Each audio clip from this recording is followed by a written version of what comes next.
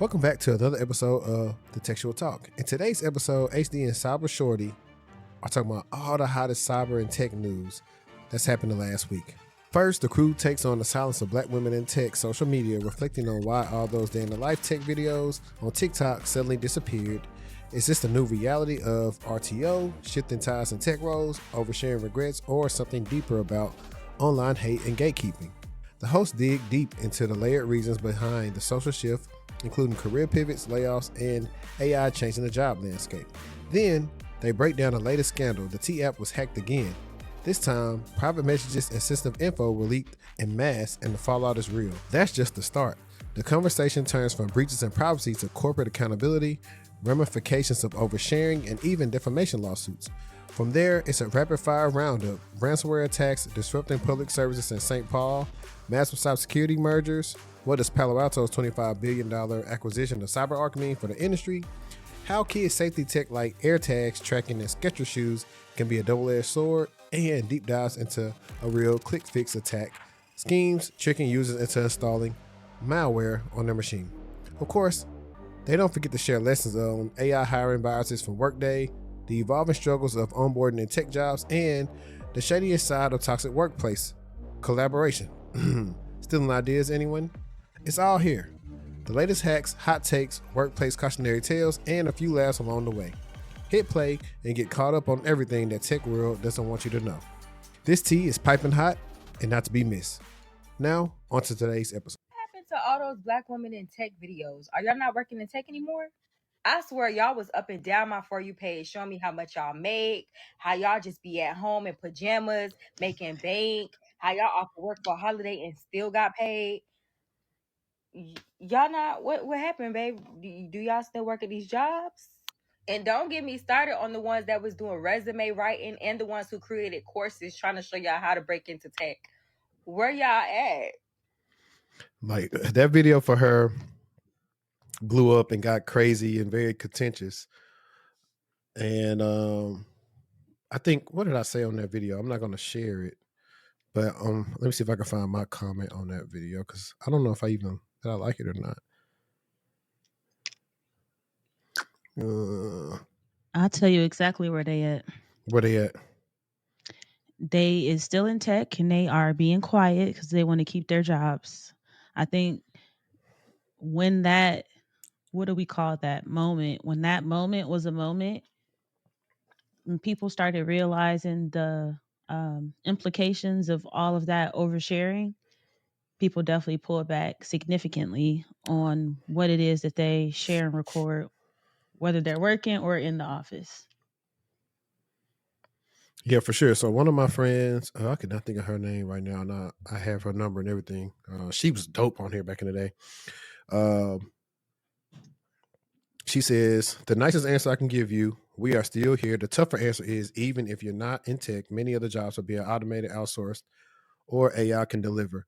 So many entry-level jobs have disappeared. The people that's still trying to put y'all on, they are considered scammers. The people that tell y'all the truth, y'all don't want it. Ask where the creators who say you don't need an education. The bar to set the AI table is often a master's and have to be in a PhD program. So now y'all stuck with influencers who can't get a job either. But loud, clear talking people, money. Morgan Psych MP. I don't have a big platform. I can still clear a room.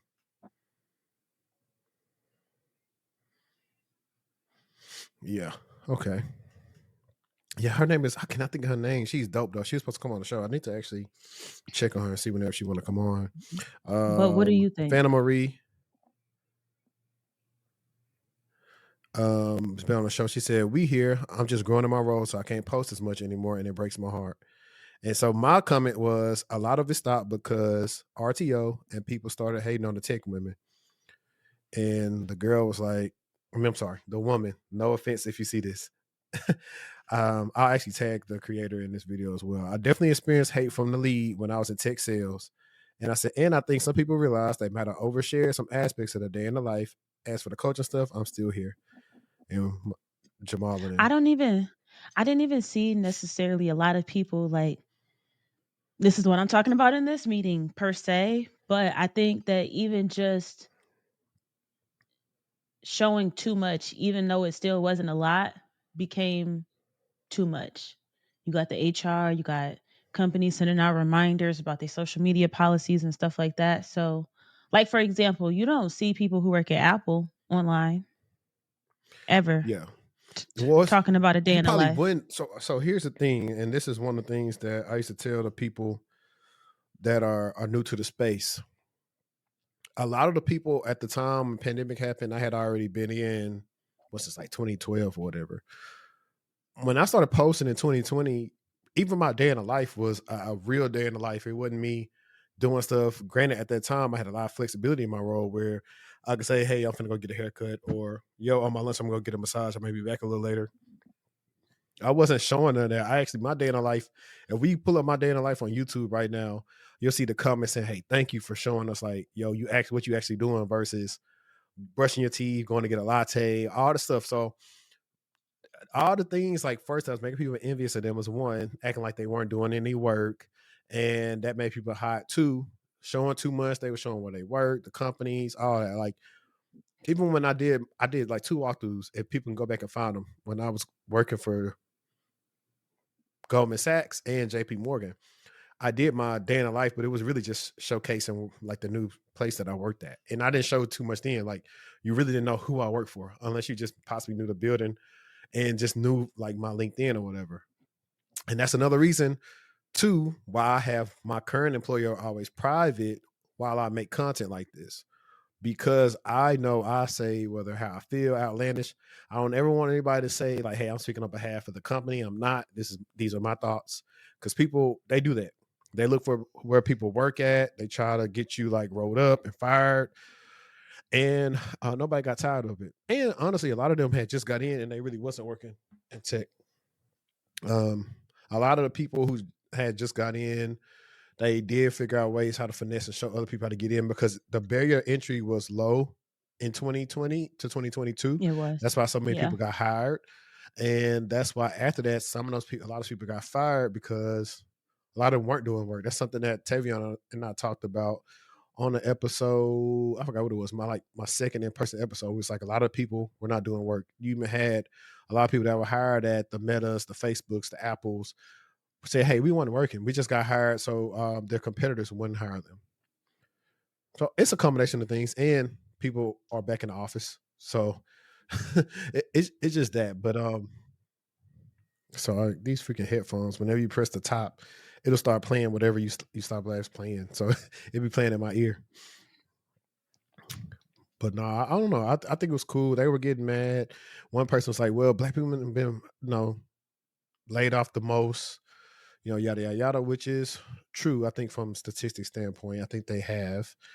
But yeah, I think everybody just laying low, minding their business. A lot of people meant to do well. It was people that meant to do well by showing what they did. And then there were the people who once just throw it in your face, like, aha, brokies, y'all got to go in the office. I'm getting my pedicure and I'm working. Like, most people who did post stuff like Yeah. that, it was on a story. It wasn't a whole TikTok video.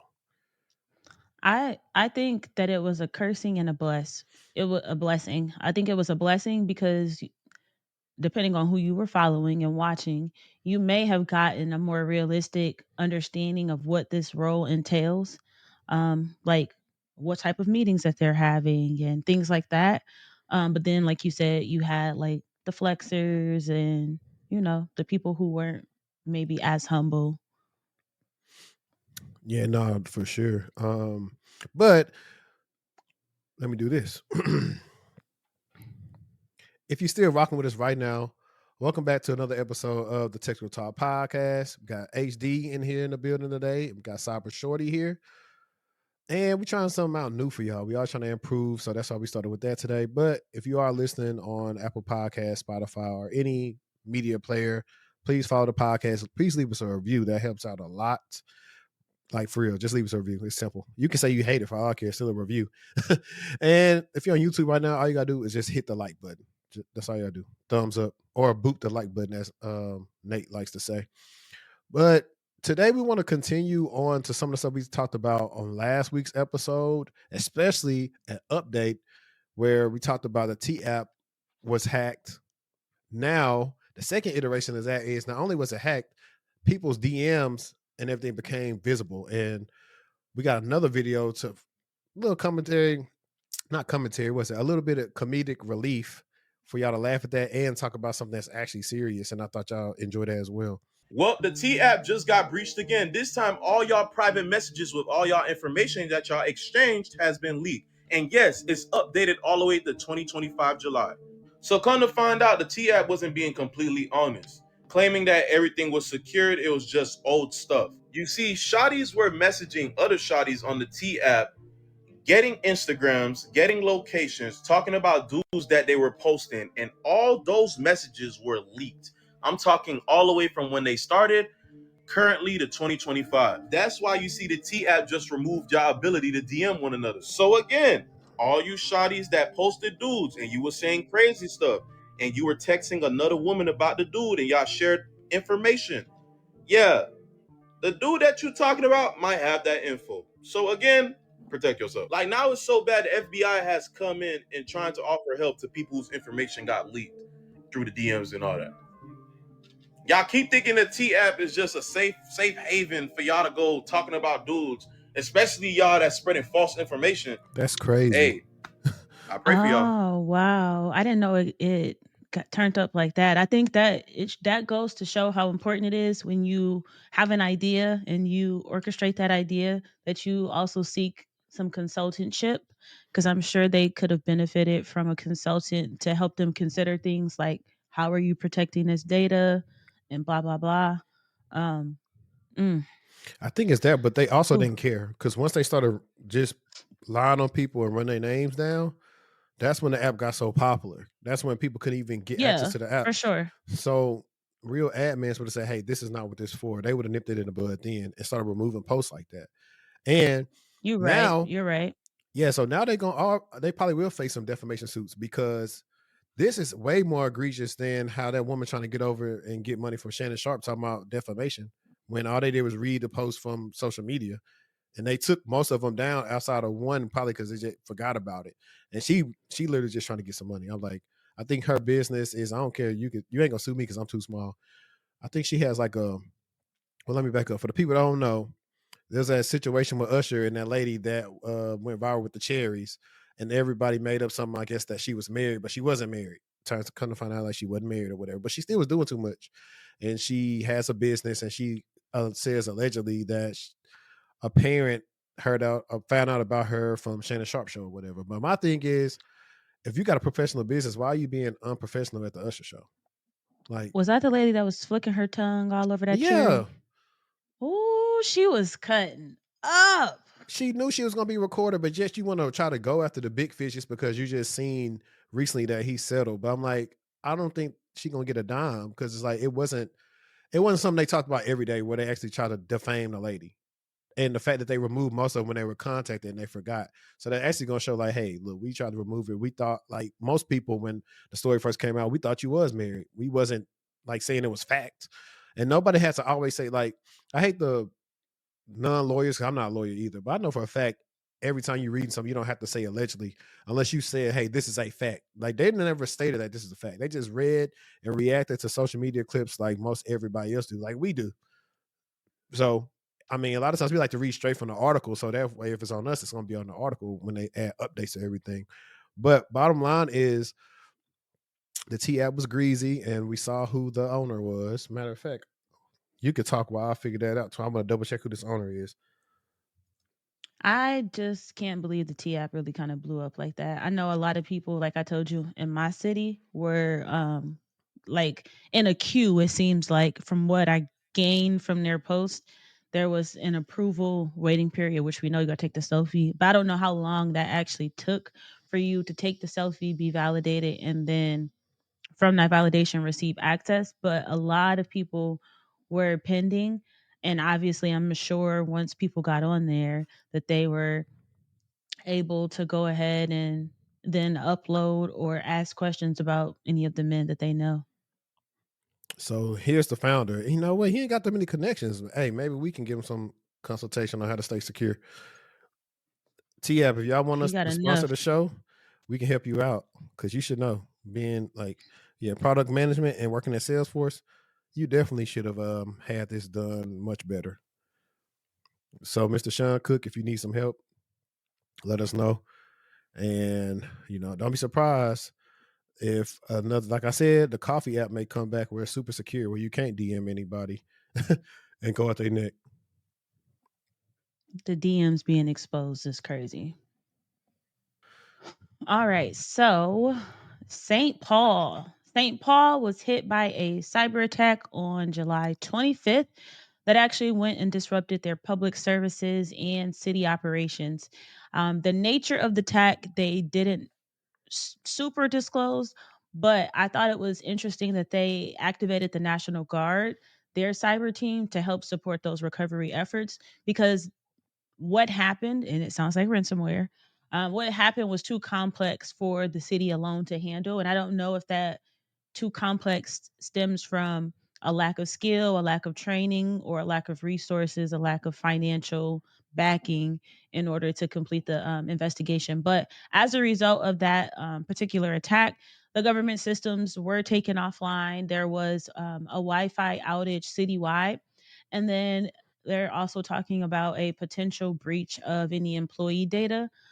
So if you think about a lot of the attacks that have been hitting infrastructure, it has been more ransomware based. So I think it'll be interesting to kind of see how that unfolds.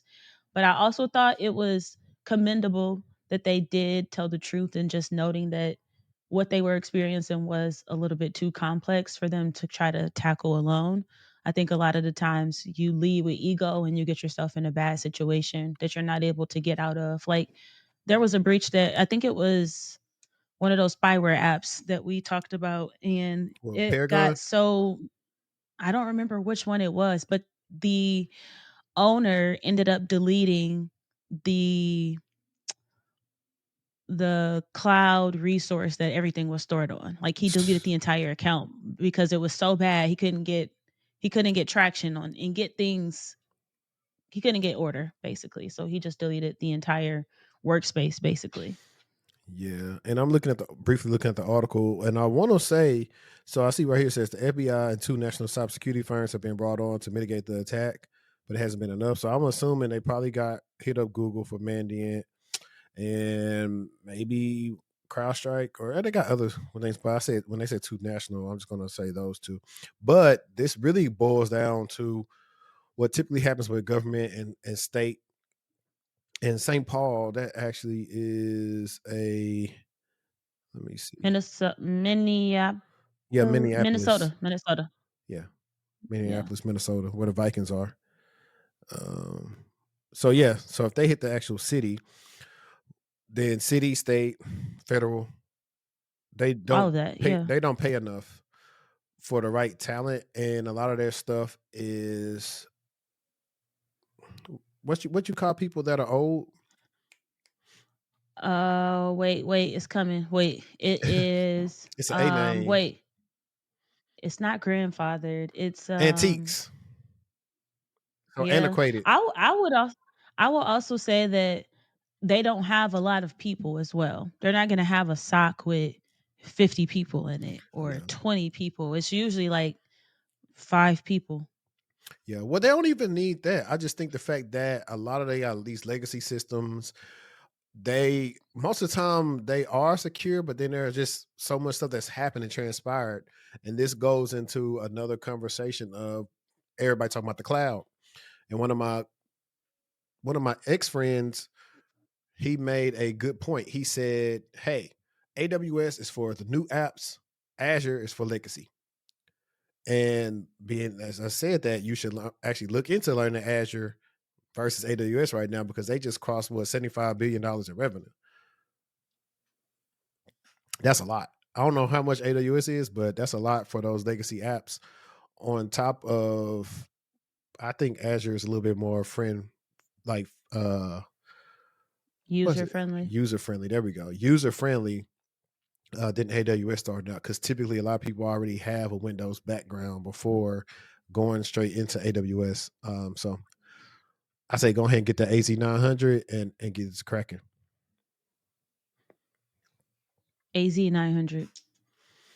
Yeah, I just got out a whole roadmap for a consultation that pretty much focused on like, hey, I said a lot of people gonna tell you go AWS, but I'm gonna tell you to go right here to this AZ900 right here. Um, I was like, and the fact that That's I anybody could think do it.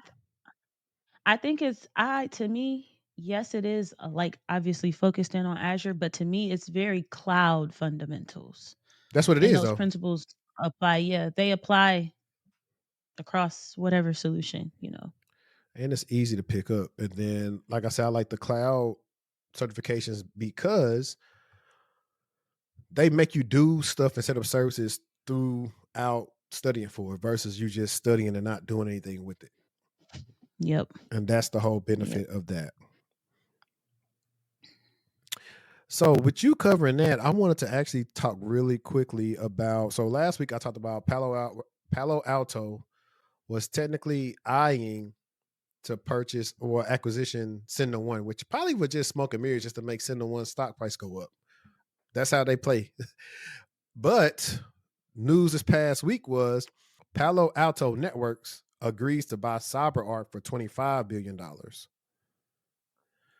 as reported by TechCrunch on July 30th. This strategic move aims to strengthen Palo Alto Network's security portfolio, integrating CyberArk's privileged access management solutions with their existing network, cloud, and security operations offerings. The acquisition reflects increasing consolidation in the cybersecurity market, creating a more comprehensive competitor and highlighting the value of CyberArk's expertise in protecting critical credentials. The industry anticipates the integration's impact on the broader cybersecurity ecosystem. That's facts because I want to say CyberArk is really more, of course, privileged access management, but I want to say CyberArk is definitely one of those things that's they do a lot in the Fed space, where you say, hey, needs CyberArk, what you call it, CyberArk experience, and Palo Alto was just Thanos out here. Last year we talked about them buying Dig Security, and they got Talent Security, and they got Bridge Crew. Like they are, and they just bought. No, they're trying to still keep up with Wiz. And then we also talked about last year how Splunk was acquired by Cisco. So everything is changing, man. This is a big money game that we're talking about right here, and it's just interesting to see what happens. So if you are investing in Palo Alto, that's a good buy. Or you listen to us right now, I would say keep investing in them. I don't see them slowing down. They've acquired these products, and they are all very so much still good products. Well, even Prisma is okay, but it's not better than Wiz, which is why everybody's moving towards Wiz instead of Prisma. So they might have to fix Prisma because it's not doing what Wiz doing. Maybe Dig Security can help them out with that. But I thought that was just something cool to know, especially we're so siloed in on the cybersecurity and the news tip that, hey, it's also all about making money at the end of the day. And that's what you have to tell people in interviews as well. Like, hey, I'm trying to protect this so we keep on making money. A Billy, a Billy, a Billy, a Billy, 2 billion, 2.5. Yeah, that No, was it's a not two and that a was a. half, 25 billion. Wait, I thought it said 2.5. No, that's why I went to the actual article. It's 25 billion. Oh my goodness. Oh, I'm way off. Some Yeah. Billies, some Billies. Yeah. Not yeah. Yeah. AI messed Oh that up yeah. Yeah, yeah, yeah. for sure.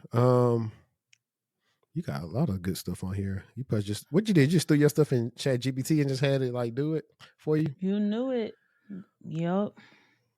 So, Skechers has quietly launched a line of child sneakers or children sneakers, and they actually have a built in compartment in the heel that's hidden and it's designed to hold an air tag. So, if you're a parent and you're looking to track your child's location or at least their shoes, you'll be able to do so using this technology. It's not an official Apple or Skechers partnership. They really just designed it around that technology. But what it obviously just with AirTag technology, it uses Bluetooth to ping any nearby Apple devices, and that will then relay that approximate location to that particular AirTag owner. So they say that it works best in populated areas, but it works worse in more fast moving situations, like if you're on a bus, for example. But I think that there are obviously good intentions there, tracking young children, potential future use for even any elderly adults who may have dementia or other health concerns.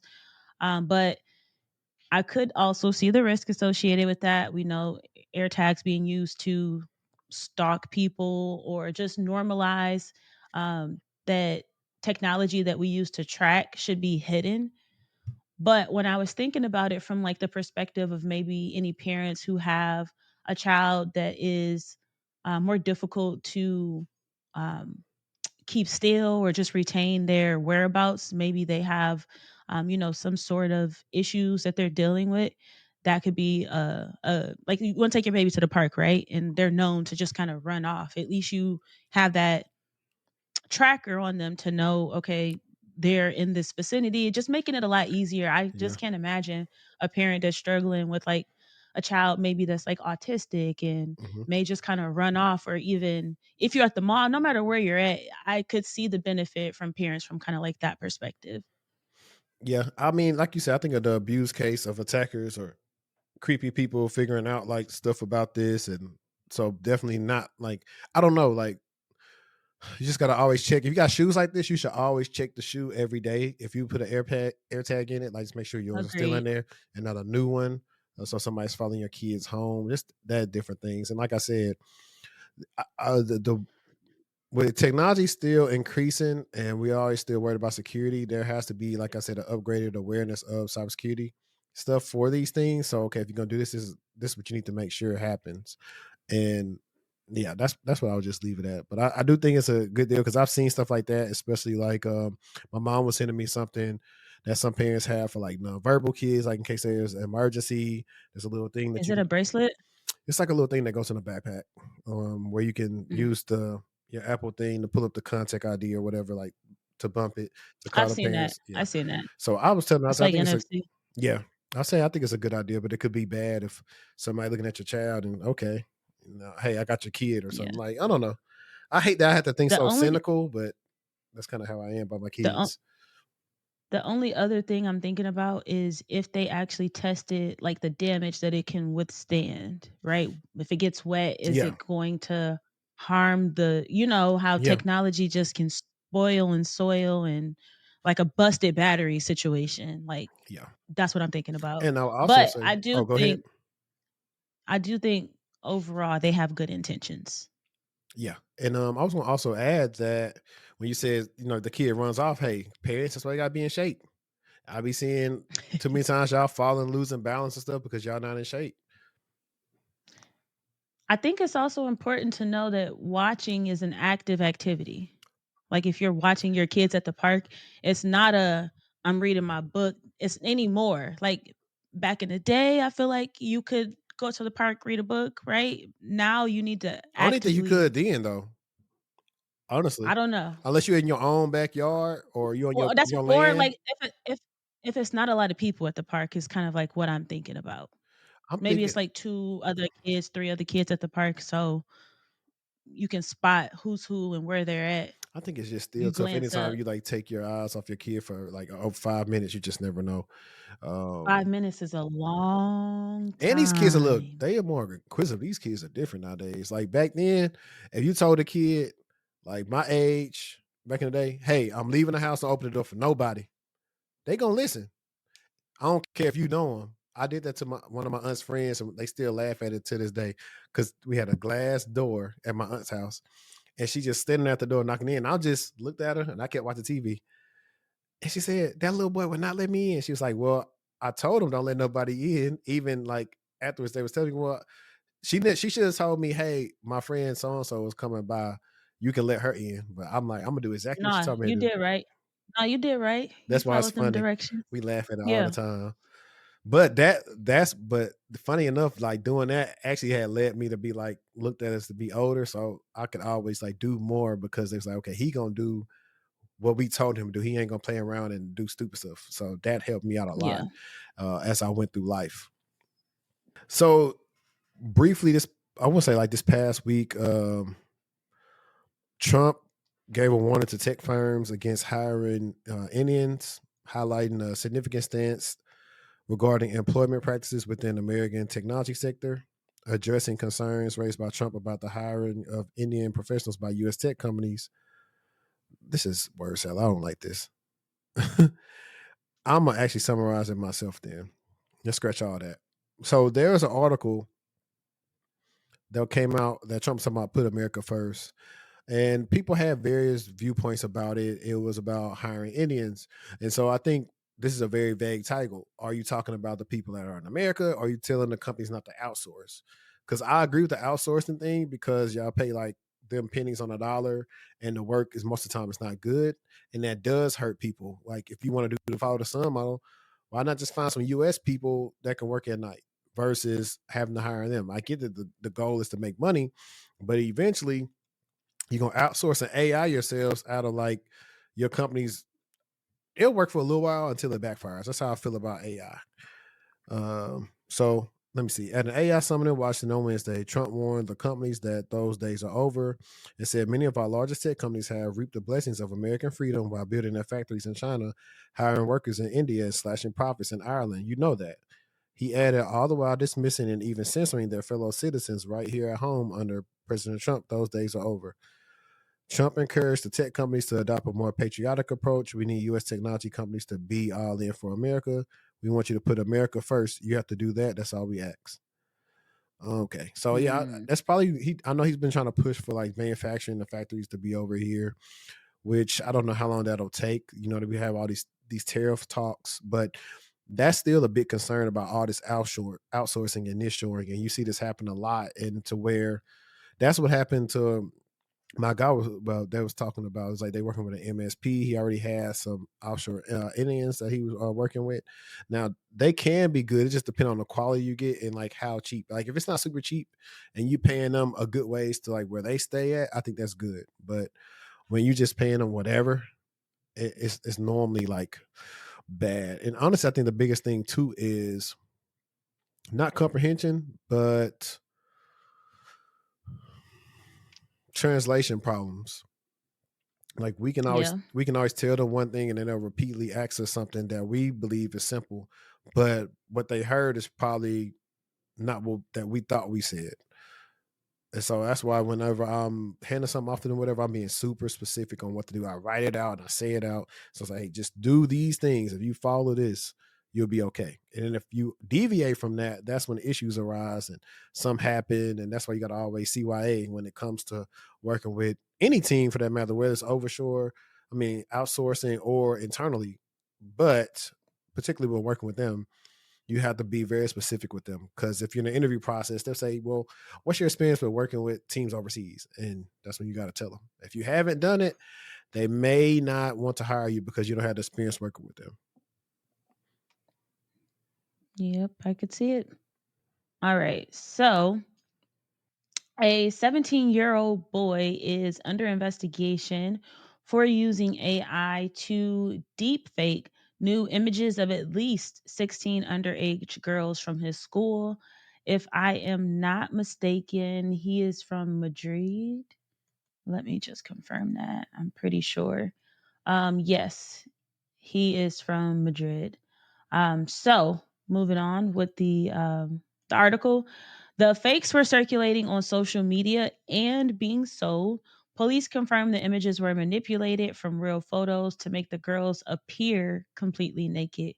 The teen is being investigated for corruption of minors. Spain does not yet have a law criminalizing, AI generated sexual deepfakes without consent, although a bill was introduced in March of this year. A similar incident in 2023 led to 15 minors getting probation for generating fake nudes of schoolgirls using AI. I think for me, the bigger picture here is this case really just showing the gap between how we are seeing technology evolve and then the legal protections that are being placed to ensure that we're keeping the technology as well as individuals safe. And in this case, because it does involve minors, I think that it's worth considering how much damage that can do to them from a psychological level. Yes, the image is fake. However, these young girls, 16 young girls, these are their actual faces. And so with AI becoming easier to use, not needing to know how to code, being able to create harmful content, obviously that does have real life consequences. So just because it's fake doesn't mean that those girls are not suffering any trauma behind this situation. I think it's important to consider AI, ethics, digital consent, all of these things that go into this particular situation. I don't think it's really about banning AI, but more about the policies, the accountability, the protection, and all of that we actually have in place, especially for minors. 16 young girls, that's a lot of young girls to be affected by this type of situation. Yeah, I think it's only going to get worse. I don't know how I old agree. like the girls are, but I don't know. Like I don't know the particulars, right? Because let's clearly, if you put these girls' faces on some older woman's body, they're gonna know it's AI. But at the point when they started kind of being able to do pick body types and all this other stuff, like it's going to get scary to where somebody could be mad. And I want to say that can probably count as a case as revenge. I'm just going to say a blank right Absolutely. there. I'm going to just leave a blank so people can kind of infer what I'm saying. I think that will count as that in the future because you have malicious intent to try to embarrass and degrade somebody, even though that's not them. Yep. Or not only that, hey, we're going to take it a step further. Now that it's getting so sophisticated, I'm a person, I'm an angry woman, I'm an angry man. You know what? I want to ruin your life. Hey, so and so mess with your friend. Look at this video right here. Hmm. I mean, I think we're seeing some of that online with some of these athletes. It's not to that extent, but we're Yeah. starting to see more videos be created where there's like before the videos were clearly AI, like you turning somebody from a human to a mermaid, right? But now you're seeing someone that's a deep fake go kiss someone else. Like it is becoming a bit concerning and alarming for sure. Yeah. So this is going to go back into why I feel like kids should not have unlimited access to computers, why you got to get out of that I'm your friend stage with your kids because stuff that you don't know they're doing could cost them their future and you need to sit them down and talk to them about this type of stuff because that's not what you're supposed to do with it. They probably think it's Yep. cool. A lot of these are actually conversations that go into having with kids like, okay, hey, what's going on? What you feeling? I know you got hormones and all this other stuff. That's when it's gonna come down to being parents. And with our epidemic of so many single parents in the US, I feel like how tricky this is gonna be to be able to even get a grasp on what your child may or may not be doing if you have to work all the time, if you're not computer savvy, if you don't know how to block certain things, or they're looking at you while you're doing stuff. So it's a lot. Not to mention, there's only so much you can prevent them from doing at home. They go to school, it's even worse. Yep. So, like, no matter what people try to like keep your kid in a bubble, you really can't do that. You need to just prepare them versus trying to protect them so much. That's like what you need to do. If not, if you try to keep them away from everything, they're gonna gravitate to it the first time they can, just because you hadn't talked to them about it. I agree with you. And I think you talked about this or touched on this last week when we filmed. But it's so difficult when you don't even know how to use these technologies, right? Like it's difficult for you to say get offline and you don't know how to use the technologies, or you don't even know as a parent what to look for. Yeah, and I That's why like I really love Cyber something. Let me look up her name so I don't get it right. But she makes a lot of content for parents, especially those who have kids who game, and she talk about the different protections and stuff. okay. Um, what is her name? And that's why I like AT&T Smart Home or Smart Hub, where and also my Yes, Netgear. But if I want to, okay, I'm gonna take the TV offline. I'm gonna take all this stuff offline. So now, hey, you should have listened. I told you, be off the computer, or I just do a destiny at like every whatever night time, so you can't be sneaking around on doing stuff on it because you don't have I miss access to my AT and stuff. T. They have one of the best apps and securities out here from ISP. So that, like you said, you can Yeah. see every device that's connected. Like you said, you can kick devices off. You can give them a time frame. There's a lot of control that you have with that app that you might not experience with other applications. But her name is Cyber Farida. Okay, I think I've heard of her. So one of the ones that I actually want to talk about quickly is for those. they'll remember I've made a lot of content on Workday and how most of us don't like to apply to Workday jobs because most of the time we never get hit up for the job. So as you know, they were going through a lawsuit that had to do with discrimination, AI biases, and it was, I think the AI was basing everything off of what the current employment was at the company and being biased from selecting anybody that was different based on the things that you answer. And so there was an article that I found, and I'm just going to read the summary of it. And it said a recent news report has unveiled a the girl distracted me. A recent news report has unveiled a significant legal development concerning Workday and its relationship with Higher Score AI. Specifically, Workday has received a legal mandate compelling it to disclose a comprehensive list of employers who have utilized Higher Scores AI services. This directive stems from ongoing legal proceedings highlighting increasing scrutiny on the use of artificial intelligence in hiring practices. The legal requirement underscores a growing emphasis on transparency and accountability within the realm of algorithmic decision making in the workplace. Further details regarding the scope of the disclosure, the legal entity behind the mandate, and the potential implications for both Workday and the listed employers are anticipated as the situation develops. And yeah, a lot of people are having a hard time, like I said, even getting interviews when they are working with Workday because of this. Like, never, let alone the fact that you got to make a whole new profile and upload your resume just to copy stuff that didn't get parsed in through Workday. It's a mess. I hate Workday. I'm I'm actually shocked that Workday hasn't taken heed to the negative publicity that they receive regarding their process, basically.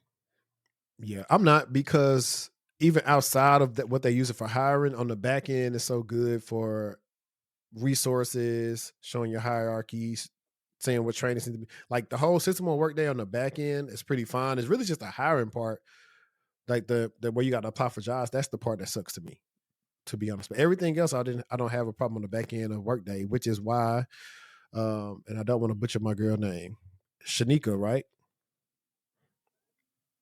I believe her name is pronounced Shanika, right?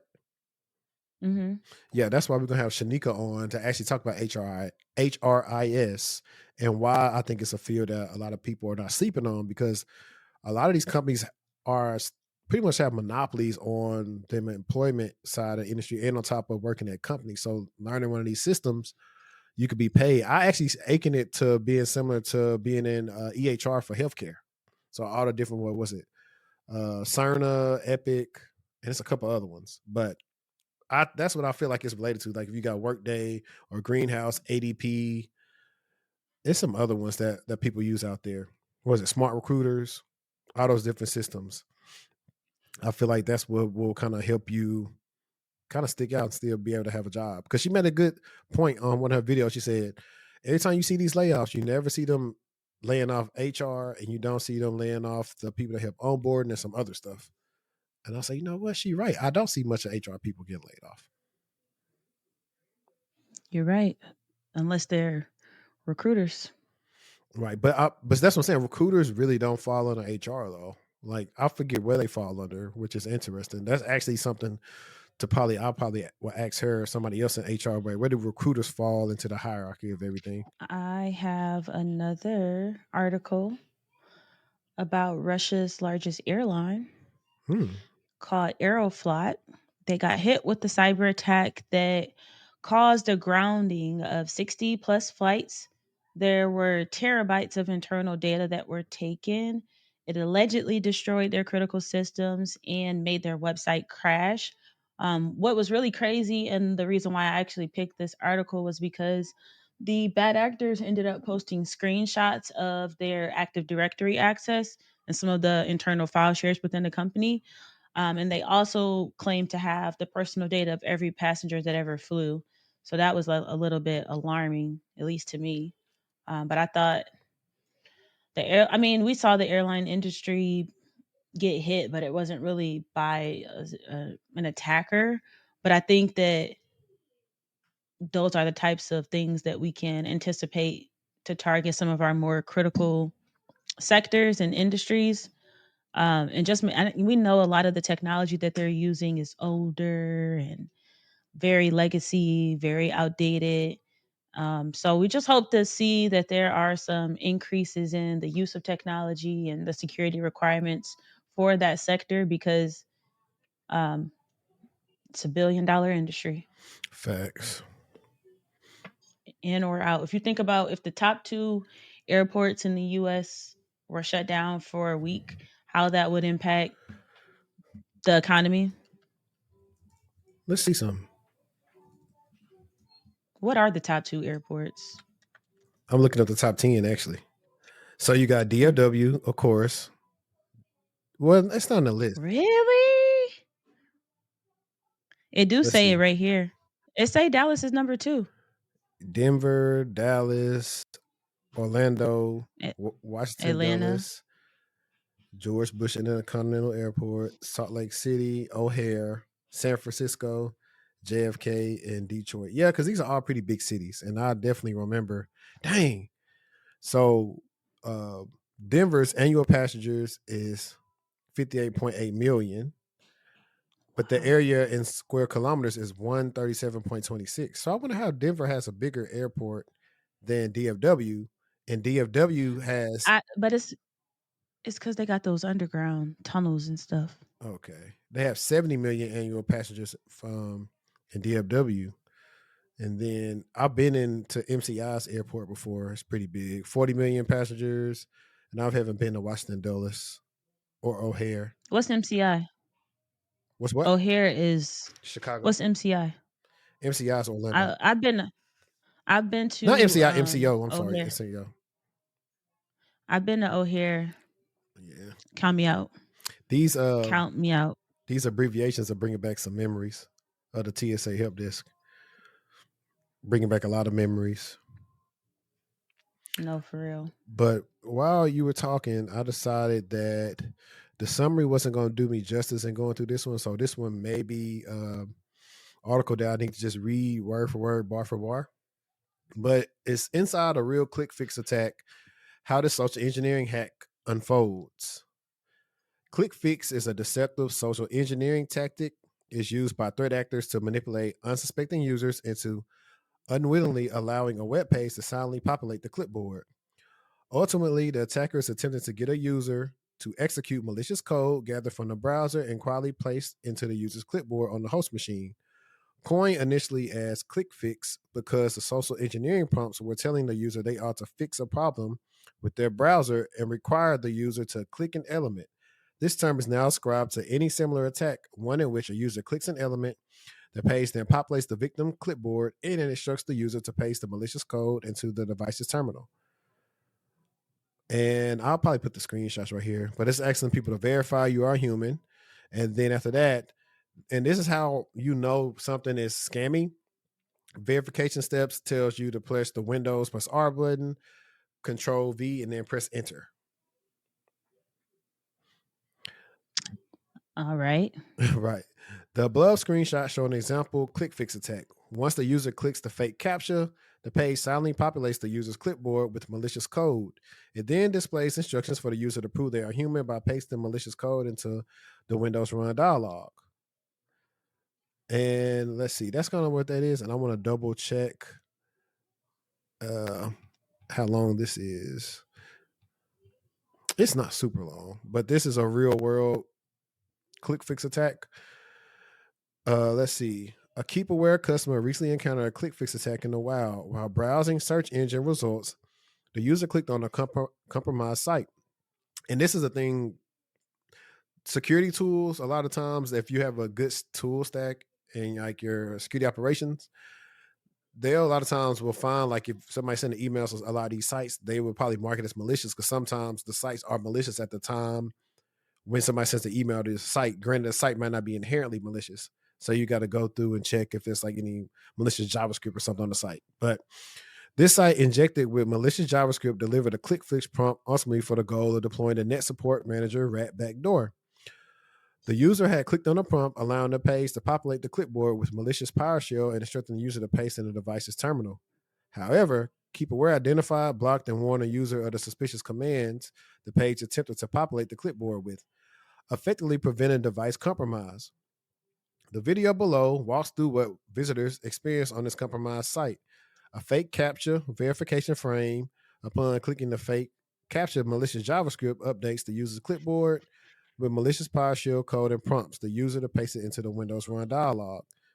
Below is a walkthrough of what would have happened if keep-aware safeguards were not in place to limit the user's actions and clear the user clipboard. So I actually do want to look at this real quick. This is probably the first time we ever showed something like this, so let's try it.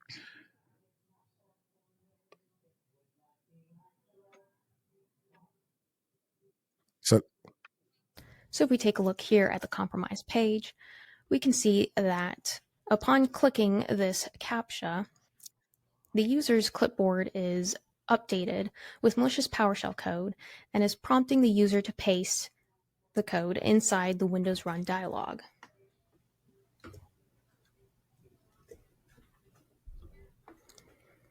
And as you can see here, this is the full malicious code that was copied onto the user's clipboard.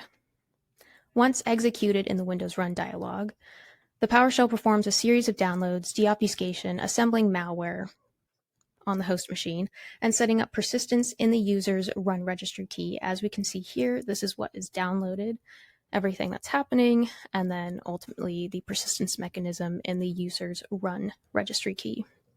Now, taking a step back, Fixx has been seen on both malicious and compromised web pages, and has been used by multiple threat groups to gain access to victim machines, deploying malware and remote access Trojans, including Async Rat, Luma Stealer, Darkgate Malware, Danabot Stealer, and more. You want to know what's funny? So I hit stop on that. But yeah, I want to show that because also a lot of times on my SOC questions, I ask people like, how would they look at malicious process or whatever. So granted, this was only a minute, but if you had a lot of time to go through it, you can start looking at the PowerShell scripts and actually seeing what those different commands mean. And that's how you can start figuring out, okay, hey, I don't think it's supposed to be doing this. What web request am I doing when this happened? Like anything you see invoking and it's already have you copying something is a no-go.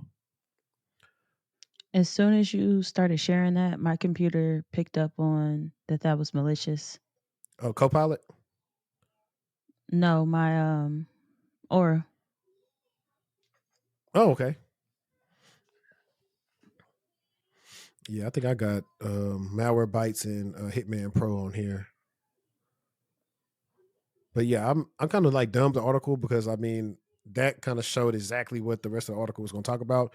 But viewers, listeners, just if you clicking on anything that's having you copy and paste it, like don't do it. And that just reminds me, I'm gonna touch on something very quickly for my creator friends or anybody really.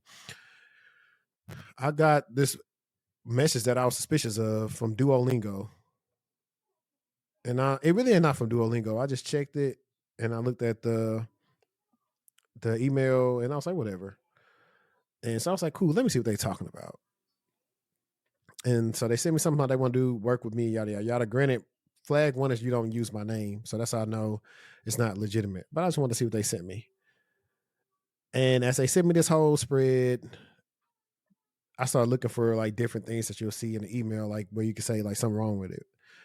We are happy to discuss cooperation and confident that it will help you deliver high quality content while introducing your audience to Duolingo's innovative products.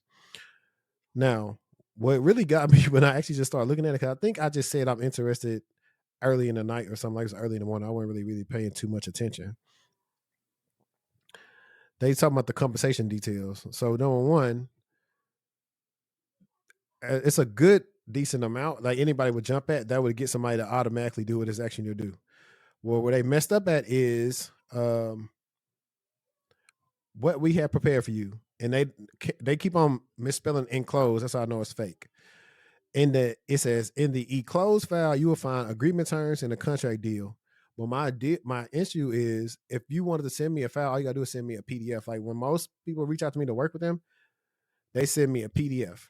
And it says to open the contract, use an archive tool like Win RAR, if necessary, if running as administrator. Why would I need to run something as an admin to download I was a just document? about to say. I was like, I'm not no fool. And then it says What? review the materials. It takes no more than 5 to 7 minutes. Send a completed contract and a reply mission within 2 days. If you have any questions or suggestions, we'd be happy to discuss this. Like, Get out of here. And they never put a name. Just kept on saying the Duolingo team. But I just thought that was funny because if you press for money, you might see like, so the amount they were trying to offer was 5Gs. So you may see the 5Gs like, oh yeah, I'm finna jump on that. Yes. I could pull it up and then just present it and make it easier. Okay. Have you ever seen that second one? You know what's funny? This video you talking about is what we talked about last week. The first one? Yeah. Remember we were talking about like people need like a whole week to actually learn how to even use the computer when they onboard? Yep. Okay, let's see what she talking about. Let's go. People need to be better teachers and better at onboarding, okay? I'm 2 months into a new role and I still don't know what the fuck I'm doing because no one has been able to onboard me in any way that makes sense. And I don't know what I don't know. And that's the problem. Like, you might be good at your job, but unless you can teach it to someone else, you're useless. Like, I don't know what I'm doing. And that is a bigger phenomenon that I try to tell a lot of entry peeps about. Some companies will train you. Some just gonna throw you out there. Like Goldman Sachs. Agreed. Ain't no training. This the problem. Figure it out. Literally. I work contracts. Hey, here's everything that you need to know. Important places and sites, 2 days. All right. You're in the queue at the end of day 1.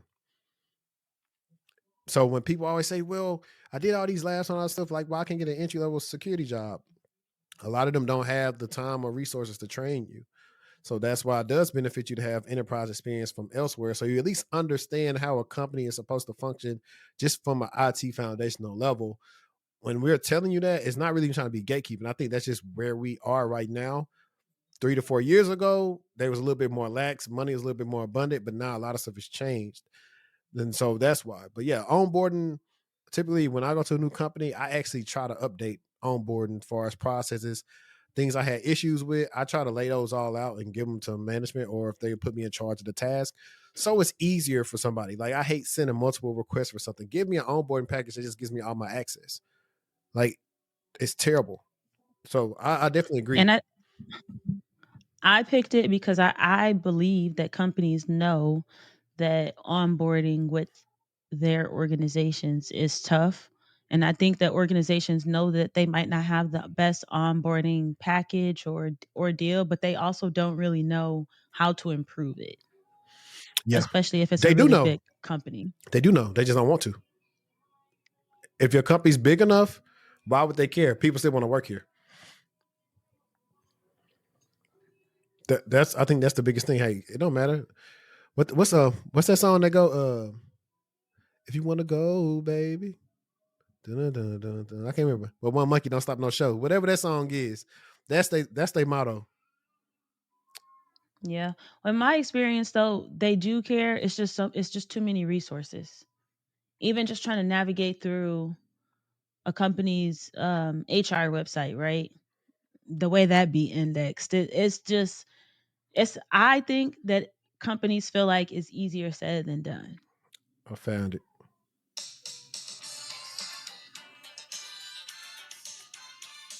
No, it's this one. That's the country song. It's this song right here. I think this is it. It's Keep On Rolling. Yeah.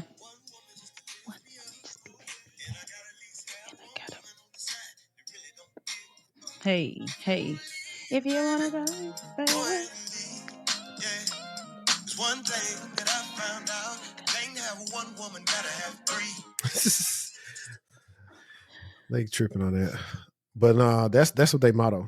That's why a lot of like companies don't really feel impact until it's like, it only work on the industries that got actual unions.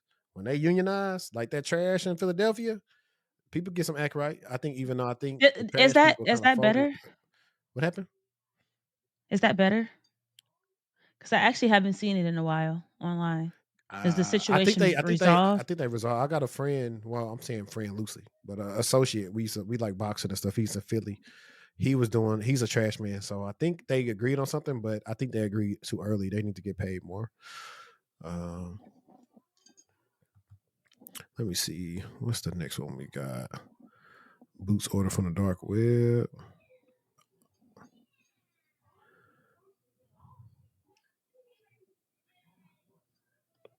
I thought that this video was interesting. But here we go. For the 4th, I got another pair of boots mailed to me. When I got them, they were still kind of damp. They've mostly dried out by now. They're still kind of stuck to everything. But here's the creepy part. Obviously, yes, there is a VHS tape in this one. But in this one, there was this phone. When I found this phone, I thought maybe I was supposed to call someone using it. So I turned it on to see if there was any numbers or anything. Whoopsies. And there is a number. It's just listed as A. And when I call the number,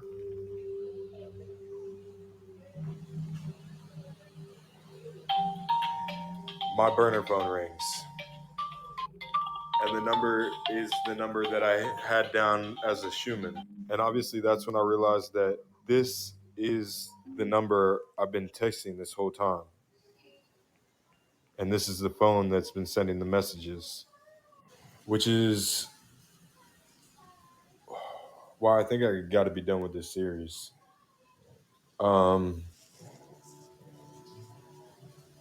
Yeah. What is this, John Wick? So I just stumbled across him on TikTok. He's actually a wrestler. I think WWE, if I'm not mistaken. I think his name is Shiloh. But I am praying that no kid gets curious and thinks that they can go get on the dark web and start doing things like that. He is in a fickle with some people on the dark web. That's not his first purchase that he's made there, but I think it's important to understand when you post stuff like that, especially in a TikTok community, like all the kids and curious teenagers and things like that that are on there. Don't get curious. That's nothing that you should be playing around with, nothing that you should be doing. You shouldn't be on the dark web. You shouldn't be ordering things on the dark web, especially not knowing what you're getting yourself into. I just thought it was a good public service announcement to make. You might see some people doing things like that, but just because you see people doing that doesn't mean it's for you. Yeah, and to be honest, I'm just a person. I don't believe nothing that I see no more. I just think he's making some interesting content. I don't really believe that he's texting these people from the dark web because that's just not nothing to play with.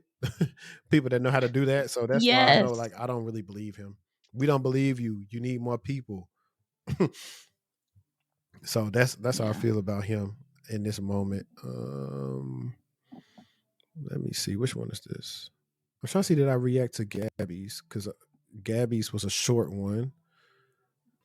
Okay, give me a second because I know how to find exactly what I'm looking for. My friend Gabby, no way she codes. Here she is. She cool people. She's been on the show before, but she had an interesting TikTok that she had made the other day, and I was like, "Yo, this is a good live stream topic." So here it is. Who keeps flirting with the guys that you're dating. So you blocked your friend who keeps flirting with the guys that you're dating. Man, quit playing with me, man. No, for real, don't play like that. But you let your coworkers steal and use your ideas in every meeting. Girl, be serious. You call it collaboration, but honestly, it's giving copy paste. Your ideas are always so great that they just have to repeat them, but never any credit, no follow-ups, no, oh, well, I was talking to Gabby and blah, blah, blah. And I don't know what's worse, the fact that everyone else lets it happen or that you let it happen. I'm talking to you. I'm calling you out. Listen, being a team player doesn't mean that you're adding to everybody's ideas vault. If your coworkers can't think of anything original and are consistently stealing your ideas, then you and I both know that's a red flag, boo. So do me a favor and stop being humble. Correct it while you still can. Anyway, that's all I got for today. Smooches. And don't forget to add any other red flags you may be experiencing with the group. I agree, though. I agree because I think that's what people do all the time. Just tell you, one of the things people I learned they new to the field is like everybody's not your friend. Like I've only made a couple of friends when it came to work. Literally, that we've been friends almost close to 10 years now because of work. A lot of people not so much. So don't even tell all your ideas. Keep them to yourself. I mean, even if like so the situation I was thinking about my guy that got laid off. he ended up doing a lot of work for the company because he was the director, and they were moving to an MSP. And so he had to do this roadmap thing for them as a director, just for them to steal his roadmap and lay him off. But he said before he left, he sent copies of all his stuff to his personal email. But they'll do it. So I like to say, instead of talking about ideas, I'm gonna send an email so I can always go back to say, hey, well, this was my idea. I came up with this.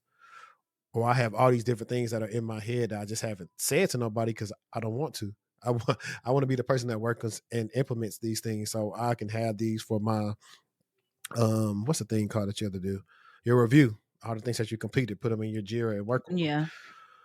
Yeah. But yeah, that's what happens. Like, being the best don't always get you promoted. There's a lot of finesse that goes on, corporate greed, people doing whatever they can to make it to the top, and they don't care about who they trample over. I mean, it is what it is. So you gotta learn how to be cutthroat and not be so nice. That's how I agree with you. I think it's important for you to definitely capture the ideas that you're sharing, the dates, the times, the attendees to those conversations. Just like you said, put it in writing so that it can't be refuted. Record that session so that if push ever comes to shove, you have some credibility behind you. Yeah, not only that, but the other funny part about people stealing your work is if they didn't initially come up with it, they don't know about the problems that may arise and something you have already worked through. And so they keep on taking Yep. credit for your work. So, oh yeah, you came up with that, right? And put them on the spot. So everybody start realizing, oh, this person is stealing. This is not his work. So Yep. that's how I feel about that. But I honestly think that today's like actually been like a shorter episode. We gave you a new format of like highlights versus the full 3,000 characters articles. So in the comments, let us know if y'all prefer the longer or do y'all like the condensed version where we're like getting at the topics, and we're not just, mindlessly reading on the screen while y'all watching us read. So it was something I played around with today. The next time I think we're going to add, for a little bit of spice, have like a little AI moderator that just reads the different articles we want to like kind of talk about and see how much that spruces up the content. We can probably even make them a little avatar to be with us. Yeah. That'd be Third cool. person. We can call her Molly like we on First Take or Joy Taylor. But last words to just leave y'all with is if you're in Houston, come out to the Blackest Tech Week conference, and I'll be out there for a day or two. So hopefully we get to meet in person. And I think that's about it. Anything for you? I'll be there too. Hope to see y'all there. If you in town, thugging with your rounds, DM us and let us know. And we got some nice guests that should surprise y'all to come on the show that we may even drop the week of Black is Tech Week. If we can do that, that'll be pretty cool as well. But as I always say, let's stay textual, and we out. Peace.